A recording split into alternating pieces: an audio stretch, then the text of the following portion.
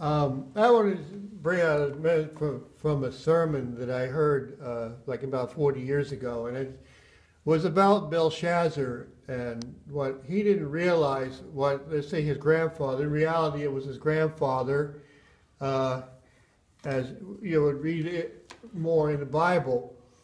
And, you know, his grandfather woke up and realized who the true and living God was. His grandfather had respect to God.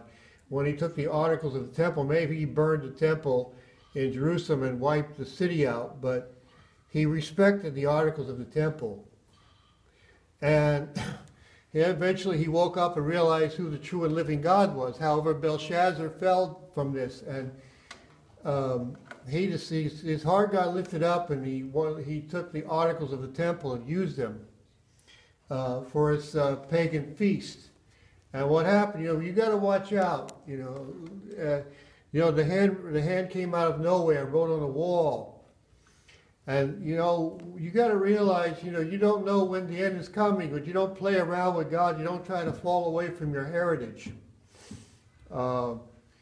And never, Belshazzar had to be rebuked. I mean, he just went too far, and that the kingdom was lost that night. And what I understand from that message that was, there comes times when God says enough. He says he's had enough. That time it says when God had promised the land to the descendants of Abraham, Isaac, and Jacob, that the iniquity of the people is not yet full. He had to wait. And then there was a time when God had to turn the land over to the descendants of Abraham, Isaac, and Jacob. And now we have a country that should learn, that maybe God is saying the same thing to Daniel's message to Belshazzar, to America. Your forefathers realized who the true and living God was. And we see that we're just allowing, just to redefine the rules and standards of life.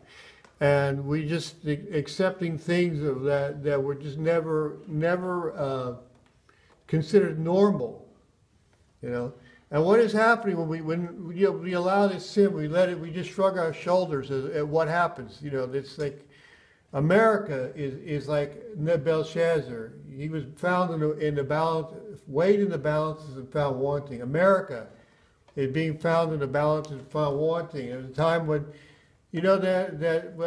after you see what happens when Daniel speaks to Belshazzar, that it's just over for him. As soon as he's out of the temple, out of the palace, and the Persians have come in and they're taking over the land. And I think it's time, there's an window of opportunity for this country, and it's closing very slowly. And we're just losing more of what we allow. And I think it's time for America to wake up, and just say that America learned a lesson from Belshazzar. Belshazzar just shrugged his shoulders at this godly heritage that he had. Somewhat of a godly heritage. His grandfather woke up and realized who the true and living God was. Maybe his father, Nabonidus, also realized, but he didn't. And let us try to recapture this, whatever we can, to have this little moment like Nineveh had. And let us wake up and not be found in the balances and found wanting, to wake up and unlike Belshazzar. Amen?